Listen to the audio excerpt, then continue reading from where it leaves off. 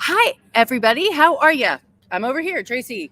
Nice to see you. I'm Tracy Stuckrath, founder and host of the Eating at a Meeting podcast, which is what you're listening to now. And I also own Thrive Meetings and Events, where I talk about safe, sustainable, and inclusive food and beverage. And as you know, from the last 2 days, I'm live at IMEX, and you can see the beautiful IMEX colors here on the back wall. And I'm just interviewing random people that I find on the street, runners, right? No, this is David Stevens, and he is a corporate event professional who is a 4-time fittest man in the meetings and events industry. And he's actually here at IMEX talking about how to create more wealthful. Well, wealthful is not a mean word. I mean, anything's a word if you say it. Right. Wealthful meetings, right? Making sure that our attendees are happy and healthy when they leave. So wellness is the word. But so Glad you David, found it. thank you. I appreciate that. So David, welcome to the show. Thank you very much. Thank you for having me. I'm glad this worked out. It is. I'm so glad I put it out there. Anybody want to be on the show? Yeah. And you responded. Yeah. Hey, it worked. Okay. Social media works. Social media works. Okay, so tell us about your session that you're doing here at IMEX. Great. The official title is Increasing ROI by Increasing Wellness. And like you said, it's this groundbreaking concept that when people are happy and healthy, because you gave them the time to think, you gave them the time to process information, you fed them the food they like, you gave them the opportunities to work out if they want to, you met them halfway between their home life and their work life, they give you better survey scores. They want to come back to your event. A novel idea. They're willing to pay more. It's not that groundbreaking, but it's a great reminder for us to get back to. It is a great reminder. And it really is important to exercise. I mean, I got up this morning and I actually brought and I have it in my bag here. I'll show everybody. I've got my foam roller here to roll out my hips because they, walking all day long on these cement floors, even though some of them are carpeted.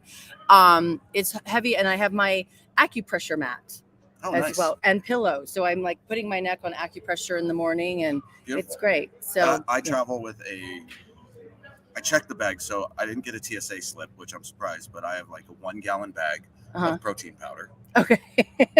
That's full. And it's a regular can. No, not in the canister because it won't flat pack. Okay. So it's in like a random Ziploc baggie, and a shaker cup. And like yesterday, it was 1:00 and I still hadn't eaten, so I just went and grabbed some water and didn't want to pay $7 for a protein bar. Yep. So just keep it with me.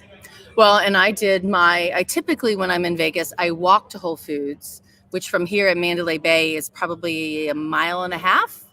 And I buy my food because I always get an Airbnb. So I have a refrigerator and a stovetop, but I got eggs. And so I hard boiled some eggs in my room, and I have my blueberries and my raspberries, and I have a bag of carrots somewhere in my bag here. And, I bring my own protein bars from home because, again, I don't want to you want to pay that. Yeah. Yeah. Normally, my fridge in my room is locked and it's a mini bar, so it's full anyways. But a lot of times I'm hosted, so I didn't get to choose where I stayed. Right. But when I choose my hotel, I always pick something with a fridge. Yep. And then my travel hack is I go to like CVS or Walgreens or something, and especially for Vegas, I will get cans of cold brew coffee. Because coffee is always I don't like coffee. Painfully difficult to find. Yeah. Fortunately, this year, Mandalay Bay did a great job. They gave me like an amenity kit that had 4 pods already in it. Oh, okay. So I didn't have to wait. And then I'll usually get some like ready to drink protein if I can. Right. If for some reason I don't bring my protein powder, and to buy that stuff at a CVS is it's great. Monumentally cheaper than trying to buy it. Well, and it's amazing that even though CVS is on the strip and Walgreens is on the strip, their prices are the same no matter where you go. Yeah, that's a nice thing versus when you're in the hotels. That's a different thing. Agreed. Different story. Okay, so before we got on the show, you mentioned 4 words to me that were all M's. 3 words that were all M's. We can come up with another one if you want. Okay, maybe. What is it? There it is. Maybe. So in the conversation we're going to have today on increasing ROI, it's the 3 M's of movement, mindfulness, and meals. Yep. Perfect. It's 3 legs of a stool. Mm-hmm. And it's really just about we talk about meals last because I don't want to say it's the missing piece, but it makes the other two things very obvious. Because if you're giving people the opportunity to think and have that white space and work through whatever they need and whatnot. There's food driving by us. Nice. And then you give people the opportunity to work out, and you give them seating options that are comfortable and they're moving throughout the day and things of that nature. It only makes sense to then give them the food that they're looking for. Right. Also, coming back from the pandemic, I had a very painful firsthand food experience. Oh, tell me more. Were you in the hospital painful? No. It was all pride. Oh, and it was, my pride was like assassinated. Okay. So we did an internal marketing kickoff offsite. Okay. And long story short, I didn't plan properly for some people that had some special food needs. Okay. It just kind of got lost in the shuffle. That happens a lot, unfortunately. So when we went to lunch, I saw 3 people just going out the front doors of the venue.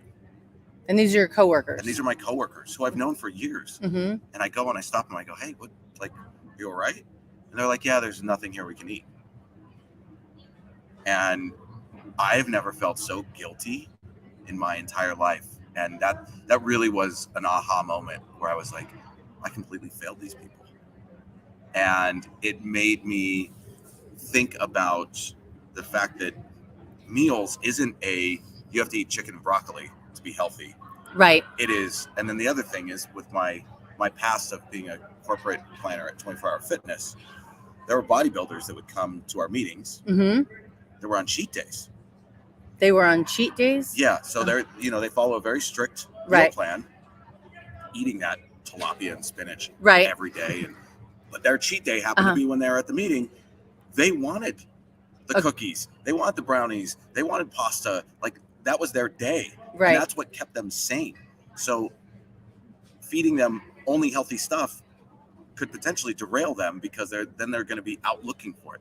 So it really gave me a moment of clarity around not being exclusive with your meals, but being inclusive, and let people make the choices that they want to make. Mm-hmm. Don't try to control them.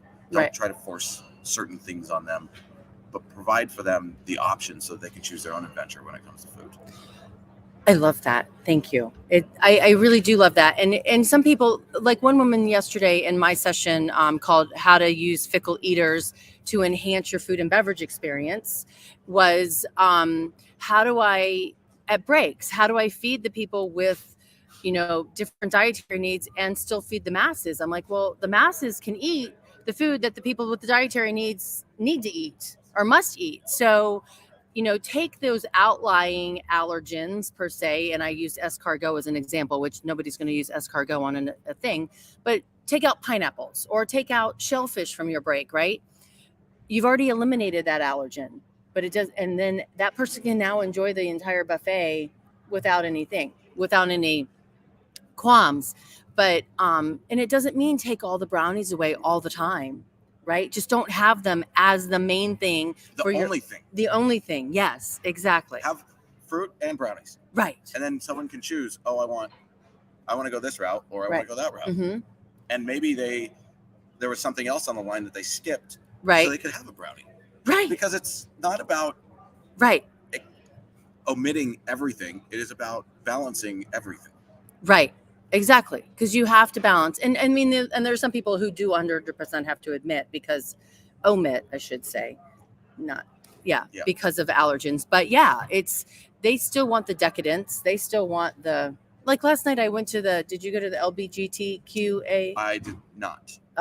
It was LBGT Meeting Professionals Association, and they had a really cool reception, or they had a fun reception, and they had bacon on sticks, and it was like the bacon was skewered down the stick, and you picked it up, but everything was labeled, and there were different. I mean, it was labeled for gluten-free. They had they actually made it look like a tuna roll, but it was watermelon. Like ahi pokey, but watermelon pokey? Exactly, watermelon pokey, and it was a square, and the square was surrounded by goat cheese. It was rolled in goat cheese. I don't know how they did it, I guess they took a big square of watermelon and rolled it in goat cheese, and then but that was rolled in sesame and nuts, which well. yeah, but it was, they had different options for everybody, which I liked because it didn't leave anybody out of the conversation or out of the meal. So and that's really what it's about. People are, when we first started talking about this concept, we're like, everyone was like, well, you can't force feed people chicken and broccoli. And no, like, no, you can't. And that sounds terrible. It does. But you got to let people make their own decisions, because someone might be on a cheat day and they want to go off the rails. Right. Or someone might not be, but they're like going to skip the pasta on the line. So they can have something else. Right. They can have the little pineapple turnover cake. Right. Exactly. Because they're skipping the pasta. So they're balancing their, but there's this term that I got familiar with called toxic wellness. Okay. Explain that. It came from Goop. Oh. One of the executives left. And she talked about the fact that there was a toxic wellness culture there. That everybody needed to be well. Well, that it was basically, oh, did you meditate today?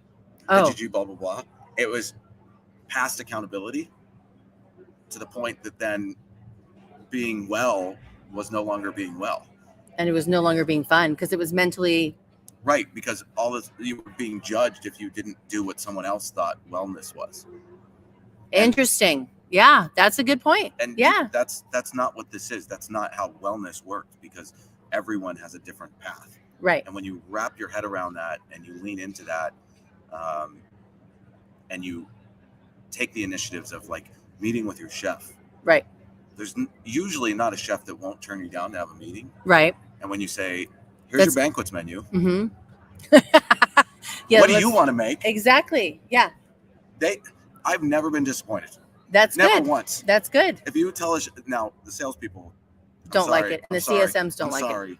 But because they're like, how do I price this? You're doing flaming oysters. I don't even know. But that's the chef's responsibility. Yeah. Right. So, but by giving people that opportunity and giving your chefs, what I've had good luck with is having a meeting with the chef based on my allergens. Right. I say, look, here's what I'm coming to the table with. Let's do a menu. Love you. And then I also include the things that people want. The way people eat at home, they want to eat that way potentially at a show. Like, think about how much we move at a show. Right. The step challenge. Right? You're walking 5, 10, 15. Right. I did 20 miles on site one day. Yeah. Walking. There's no reason I should be coming back heavier.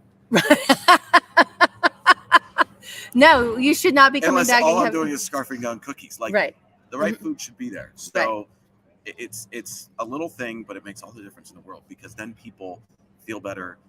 They're happier. Right. There's superfoods that help you learn better. Yep. Blueberries, nuts. Dark chocolate. Yep. Actually, Rule over at Canvas was asking me that yesterday for their podcast on Event Canvas. He's like, what foods? And of course, my brain froze because I couldn't think. Blueberries and nuts and dark chocolate are good ones, but there are a lot of them, and we just need to. It doesn't need to be 100%. That's all you're serving, but incorporate it into the dishes and tell people. Right. Yeah. You can label that too. Right. I'm not like getting on my phone to text them. No. I'm actually pulling up my cheat sheet of. Oh, all right. That's of brain foods. But the thing is, some of these things, when you put them on the menu, just like you call out allergens. Yep. If you're doing make your own parfait. Right.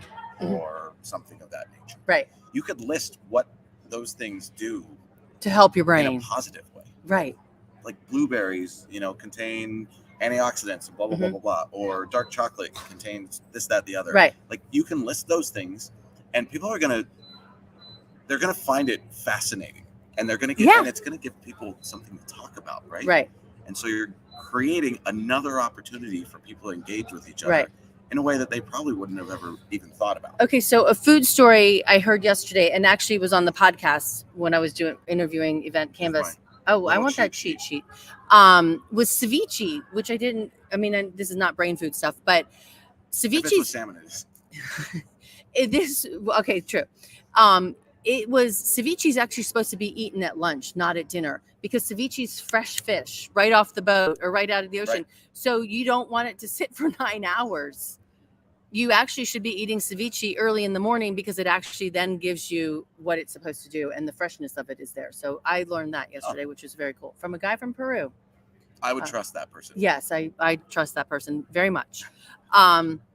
Okay, so, but I like how when your movement and mindfulness and meals all work together, because your meals are going to help for your mindfulness because you're going to feel better about it, but the movement aspect of it too. How have you, there's so many properties I've been to that don't have the map for outside, right, to show me the safe route to go walking, and I joke Mark Cooper from IAC, and I have this joke about forest bathing. We love the concept of forest bathing, and for anybody who doesn't know, it just means going out into the forest without your computer and out your phone and just enjoying bathing in nature. But there is on Harmon Avenue. My mind went in a completely different place. So okay. Okay, no, not that.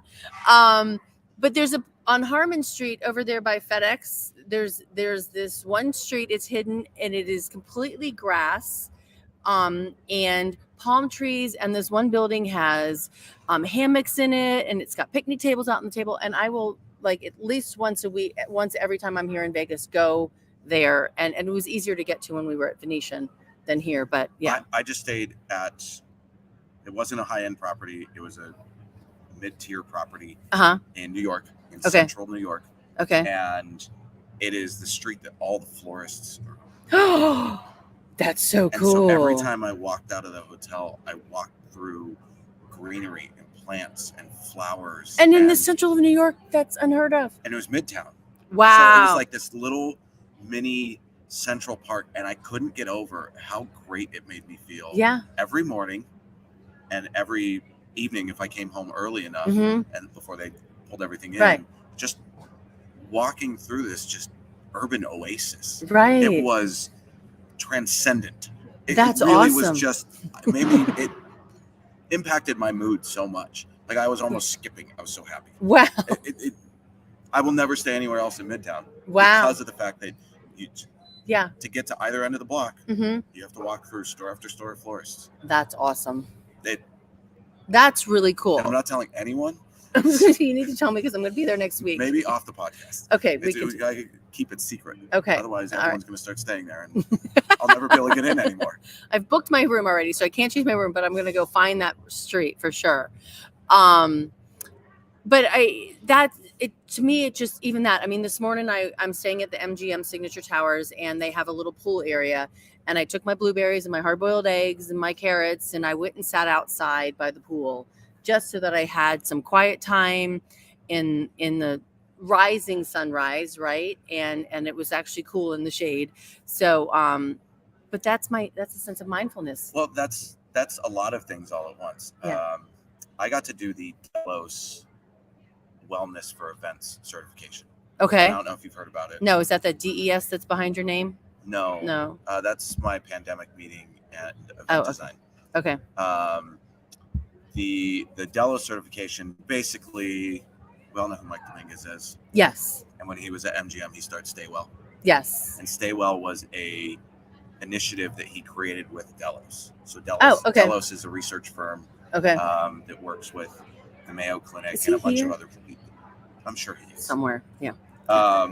And after he left MGM, he took that concept and they created a course so that anybody could get certified on how to create wellness-focused environments. And it focuses on light, it focuses on sound, it focuses on air, all of those kind of stay well things that MGM offers. Right. Food, all of those things. So it's interesting that you did that, because not only was it mindfulness, but it was your meals as well. Right. And even though you were still, you gave yourself the opportunity to just be. And that's one of the things that we as event professionals don't do. No. We do not do that. We need to do that. Listen to us. Listen to David.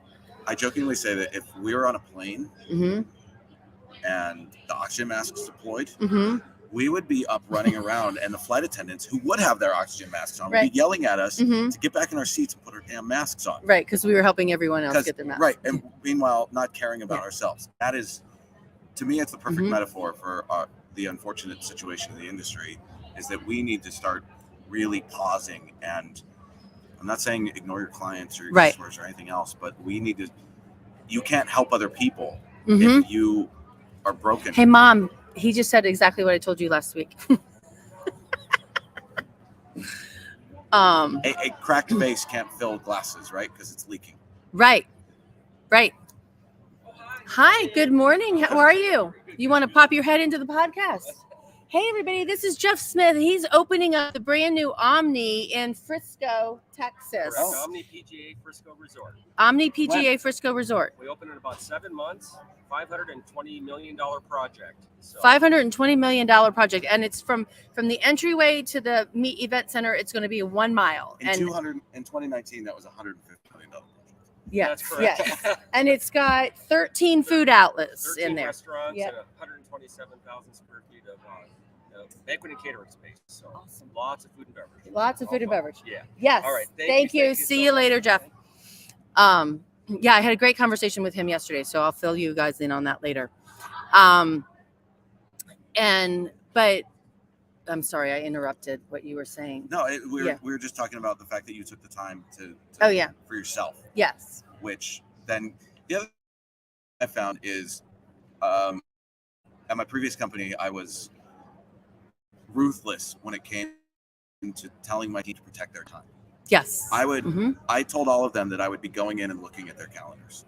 And if they're overscheduling themselves, I would call them out on it. Yeah. Because I've done that today. well, Yeah. the reason being is when you do that to yourself, you can't innovate. You can't be creative. When you're in the weeds and executing, you don't have the mental capacity to iterate and to think about stuff. You don't. When you take those breaks and you give yourself the time, that's where you have your moments of clarity. It's like why your ideas come in the shower. There is absolute truth to that. Yeah. Or after a workout. Or Right. when Yeah. and there's science behind it. Wow. It's called alpha waves that Alpha your brain waves. generates when you're when you're doing a task that you're 100% focused on. Your brain basically gets freedom, and it will generate these alpha waves, and that's where you get those shower thoughts. Wow. All right. So somebody posted in here, I need the link for the wellness piece he is talking about. The course you took, the certification you took. Oh, I believe there's a link to it on my LinkedIn profile. Okay, let's get his LinkedIn profile which is, real quick. At David T. Stevens. We'll just copy it here. If you go to my certifications, there should be a link to it. If not, feel free to drop me a message or tweet at me or something. Yeah, so there's his LinkedIn profile, and it should be down there. And this Facebook user said when she vacuums or he vacuums, because I can't see who you are, that's when you get your ideas. That's great, because you're totally focused on cleaning the house, and that's a good thing. And cleaning is sometimes meditative. There's a lot of people it's therapeutic for, because they're just kind of in it. They're not really thinking about anything. Yeah. There's like, I had an ex-girlfriend who, when she got mad, she would clean the house. And like, if hopefully your house wasn't like spick and span clean, because she was getting mad that often. No, agreed. But if I came home and she was cleaning, I was like, oh boy, I'm gonna leave and go get flowers for something. Oh, okay. Hey, Tracy.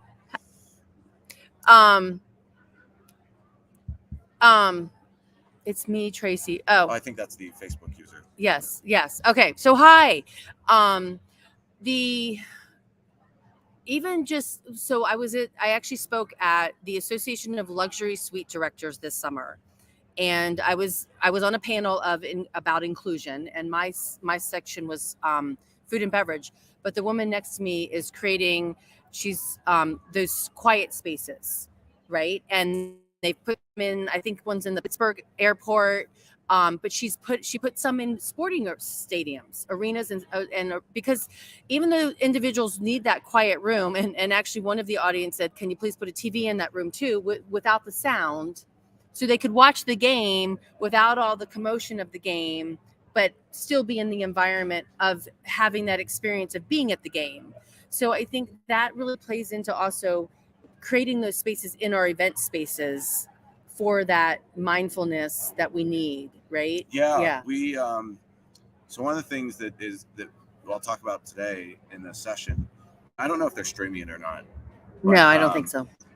Is in the morning, and I'm helping a friend do this at a conference next week. Mm-hmm. We actually are offering 3 things every morning. Offering a bodyweight boot camp, which I'm actually doing here tomorrow. Oh, you are? Yes. Okay. We offer yoga, and then we offer a breathing / meditation, breathwork / meditation. But the way we do it is the boot camp happens first to give people the time that they may need to like go back to their room and change and shower and whatnot. Because the boot camp is designed to be your highest intensity. There's no weights or anything. Right. It's for like the people that want a more intense workout, right? Mm-hmm. Then there's yoga for people who want something a little less intense or just love yoga. But we do 2 30-minute breathwork / meditation sessions. Okay. And one is immediately following the boot camp class. Okay. So that for the people that want to take advantage of it, they can stay. Right. And do that. And then the next one is after the yoga class that actually is the first half hour of breakfast. Now, breakfast is a 90-minute session, which is great. Okay. Yep. But it's the first 30 minutes of that so that anybody can come dressed. Right. Because they don't. Yoga does not need to be on the ground. Well, in your yoga. Yoga might be, but the breath work and the mindfulness, and the meditation. Yeah, you're not going to get sweaty doing it. Right. Right. Maybe it could happen, but probably not. So people can come dressed and they can take advantage of that and just get a little pause. But we knew different people want different things at different times. Right. Mm-hmm. And so by offering that variety of things, everyone feels like they're cared for. Everyone gets that opportunity to focus on themselves. They get to process what they heard the day before. Right. They get to set themselves up for the next day. Some people didn't do it at all, and they just hammered out emails all morning. Right. And then when they showed up to the meeting, they were like, "Oh my God, like I feel so relaxed because I don't have that anxiety of not answering emails, of not getting on email." And that's another thing that some people, that's their getting out of it. Right. Yeah. And I know you ran in the run today, the fun run today, right? Yes. I did not because I'm staying 1.5 miles away and didn't want to walk here and then do that and then walk back and have to then run back. Right. And then take a shower and then run back here all sweaty again. So I did my walk. But that and there's a mindfulness room here too with a bunch of different things in it, which I need to go in to look at. But I've been through it. Yeah. If you want so give us the lowdown. They have a couple pods with like VR glasses. Okay. Which is great. I saw a art installation once that had that. Really? You walk through this immersive art museum and it was all these weird installments or installations. And right before you got to the end, you sat in this, it was basically a video gaming chair that sat on the ground. And you put this I've been in one of those VR set on with headphones. And it was this, you're on a boat just cruising down. See, now that would make me nauseous. Well, there was no movement. Okay. All right. But you could look around and there was birds chirping and it was just this, and it was right before you left. So you could take this moment to process everything. Everything you just had. So they have 2 of those. They have a meditation room. Okay. And then they have Holly, my friend Holly is running meditation in there. Oh, cool. Yeah. And then they have a little juice area and things of that nature, which I'm a big fan of eating your fruits, not drinking them. Okay. Yep. Get the fiber to balance the sugar out. Yep. Vitamix is better for that than a juicer, for sure. If you don't know the difference between those, the juicer, all the pulp comes out the side. The juice in the Vitamix, or just the blender. What are those other blenders? Because I have a Vitamix. I don't like a Ninja. A Ninja keeps all the fiber in there as well, because that helps you poop, and pooping is important. I would agree. Yeah, yes. It is. I'm guessing you guys have talked about the fact that I know we were talking about mocktails a little bit. Yes. Before, oh yeah, let's talk about that. I'm guessing you've talked about the fact that juice is great, but it comes with the precautionary nature of there so much sugar in juice. I have talked about that. Yes. One vegan chef does not concur with me on that. But yes, it is. And like because I buy that 16-ounce juice at Whole Foods sometimes when I'm traveling, right? Mommy Boost. It's got like vegetables and fruits in it. It does not have the pulp in it, but it is loaded with. It is taking the fiber out of it, so it's got a lot more sugar in it. But it's kind of like, well, because when Jamba Juice got really popular, people started figuring it out, right? Because they're like, oh, I'm drinking 2 of these a day. Oh yeah, that's too much. Type 2 diabetes. Right, exactly. It's kind of like the faux meat movement. Right. I'm a fan of what helps people get to where they need to be. Right. But flip things over. Right. Look at your nutrients. Yeah. Oh my gosh. Read the label. Yes. Read the label. And myself and my wife, we looked at. We're like, oh, we can get these Impossible Burgers. Everyone talks about how healthy they are. And then we flipped it over. We're like, oh God. No. I'm better off eating beef. You are. It's better. Like, go buy make sure you're getting it from Regenerative Farm. Yes. Agreed. Yes. But like just there's this whole, just because something is quote healthy because it's vegan. Right. It doesn't necessarily mean it's healthy. Oh no, there's a convention I go to and it's well, I can't say the name because it'll give it away. But it is, I'm like, I swear to God, there's more ingredients in the vegan packaged food than there should be. I mean, it's like 25 ingredients and I can't read any of them. So it's, to me, I'd rather just go eat the apple, right? I'm like, I don't want to buy a lot of those packaged foods. So you do, even if it claims those things, you need to definitely read the white label just so you know, under the USDA and FDA regulations, that's white label box where it says the nutrition. That's the only place that they are 100% have to tell the truth. Anything else on the box, they can do. It's freedom of speech. It's health washing. Yes, it's health washing. Yes, like greenwashing back in the day. Yes, exactly. Yes, which is still happening. So let's talk about mocktails. Yes, mocktails. That's a natural transition. Yes, because we were talking about mocktails and there was a show company here that was doing cocktails last night, and they were like, "Hey, our new mixologist is bringing in," and I replied back going, "Are you serving any of them as zero proof?" I didn't go to that reception, but so I don't know the answer to that. But it's so talk about your experience with them. I think the challenge is 9 times out of 10 they take a alcoholic drink that has a decent amount of sugar in it, right? Usually. And they add more sugar to it, right? And which, yes, it might add some flavor, but then it almost defeats the point, right, of going that route. Like, the idea is you want something usually so that you look like you might be drinking with everyone else, so you don't have to deal with the peer pressure. But at the same time, ingesting a bunch of sugar instead of ingesting alcohol really isn't necessarily better for you. No, not at all. So I think it's starting to happen. We talked about there's a non-alcoholic bar that opened in Venice, California. Okay. Yep. And it's a non-alcoholic bar and bottle shop. Yep. There were a few events that most of them had non-alcoholic beer, which was great. But there were very few. There was one mocktail happy hour I saw. And that was about it. Everyone had champagne and wine, and I'd be like, "Do you have anything non-alcoholic?" And they're like, "No." Well, and my friend Sarah, who I texted before we got on the show, she's like, "Yes, chef," replied to me, smarty pants. And she gave me a couple of bars in New York because I'm going to a bar in New York. And there's all bar, no booze. All bar, no booze. And so I'm like, let's go to one of these next week. So I'm going to try one of those out. But it is because and when you want the non-alcoholic, it's a bottle of water, and it's probably the baby bottle of water, right?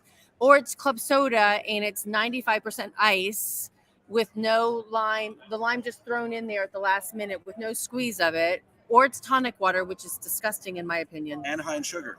Yes. And it's. So last night I was at a event and I got club soda, half ice. Yes, much to your point. Yep. With some bitters. Okay. That's all it was. Right. And I was walking around, I was like, that looks amazing. What is that? And I tell them, and they're like, oh. Yeah, it's easy. But it was because they had a full bar. Right. And so they could just throw bitters in there. And it was, it's not hard. You just have to care. Right. I like that. You have to care. And you have to care that you're not serving the two main brands of sugar in a can Right. At your hotel. And please push your properties to. There are a ton of brands out there that are in a can, that are non-alcoholic, that are flavored club soda, right? That have good flavors. Yep. There's I call it Michael Bublé, but there's Bublé, that's got some good flavors to it. But just put some of those out there too. But do some zero proof drinks for sure, because you can use those in your non-alcoholic cocktails. Right. Yeah. You totally. Flavor. Yeah. That's flavor. Exactly. Yeah. And some fresh ginger juice, with some, a little bit to make ginger syrup. Not ginger syrup. Fresh squeezed juice of ginger. Yes. But it's to me, it's really important because if you've heard me speak before, you know that I've said this, that 30% of people do not drink alcohol, or they stop drinking after one drink. And you said it before we got on here, that you have found that a lot of people are like, oh no, I'm not going to that late night party. I'm going home. I'm going to rest, because this is a lot of work to do for people are getting very 7 hours. Protective of themselves. Yeah. And I love it. I love how much people are defending themselves and protecting their time. Right. And if you think about it, because this is a reinvention of the industry. Right. Because it's normally like breakfast, keynote, blah, blah, blah, lunch, after lunch keynote, which everyone falls asleep in because they had a heavy meal. Right. And then happy hour, and then party, and then you start at 8 a.m. the next day. Right. Yep. And this is really kind of what the talk is about breaking that, because you have the party, and people drink. Right. Then they eat crap food. And then they go to sleep on a full stomach. And they don't sleep and well. Alcoholic, or right. not alcoholic, right. But yep. Then they don't sleep well for the few hours they do get. Right. And then they wake up and you're like, hey, and they're like, come learn. Right. Yeah. Oh, okay. Yeah. And all they want to do is eat a breakfast burrito and go back to bed. Right. To sup everything up. Right. So you're literally sabotaging the outcome of your meeting. Right. And you're wasting people's money. You're wasting your own money, and especially if you're doing an in-house corporate event, you're wasting your own money. But if you're wasting the executive's time. Exactly. They spent all this time so that they could be on stage talking about themselves. Right. I'm saying the things that we're all thinking, but they want 45 minutes on stage, and you go, guess what? Nobody cares. Right. Because they're all hungover because you want to have a party left. Right. And that's going back and looking at, why are you having this meeting in the first place? And if you're having this meeting because the executive has some goals that he wants to push out, but you've now allowed your sales team to go, or your finance team, or whoever it is, to go out and party the night before, they're not going to grasp the message, and they're not going to go sell more widgets the next, when they leave. Because if your goal is to sell more widgets, you need to create the environment of movement, mindfulness, and meals. Yes. And think about that. So, okay, sir. Thank you. Absolutely. I appreciate it. Delight. It was a complete delight. I really enjoyed our conversation. We met, was it probably a year ago? I think someone introduced us. Someone did, yeah. I don't remember. I think it was someone from an industry magazine. She's like, you need to talk to so-and-so. Sue Pelletier? It might, yes, I yes, believe so. Yes, Sue Pelletier. I did a piece with her, and she's like, you need to. Hi, Sue. So yeah, this is great to meet you in person. Likewise. That's been the theme of the show. Yes. So nice to meet you in person. Yes. Yep. And it has been great. And I've been doing the podcast, and I'm like waving it at all my friends. So thank you to AFR for letting us use their booth. Yes. This is AFR's booth. We didn't show any. This is, if you can see the little couch here, this beautiful rounded couch. It's very comfortable. But yeah, we just popped in and used their booth this morning. So AFR, thank you. So if you're at IMEX, please find the both of us. We're on the show floor. You're speaking at what time?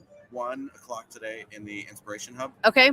And then boot camp is tomorrow morning at 6:30. Okay. Which is where? It's in a ballroom. Okay. But the good news is I'm going to have giveaways. Oh. Okay. I have to get up, come exercise, and then go back and then exercise again. Okay, we'll do that. And there's another, all my friends are starting to walk in the building. Yes. Hi, everyone. So we have to go. And I actually, if you're at IMEX and you're watching this later, I'm speaking tomorrow. My session is called "Where's the Chicken?" And he didn't run across the street, so we don't know where the chicken is. Probably still in the rubber factory. Probably. That's a good question. Yeah, we don't want rubber meeting chicken, people. But it's a question about supply chain and how we're managing, and that's my friend Thomas Whalen and I from Levy are talking about that. So join us there. So everybody, thank you so much. Until next time, which is tomorrow at 3:00 Pacific, which is going to be 6:00 Eastern. I think I scheduled it at the wrong time, but 3:00 Pacific. I'm going to be back and recapping what I've learned at the show over the last 3.5 days. Okay, stay safe and eat well. Talk to you soon. Bye.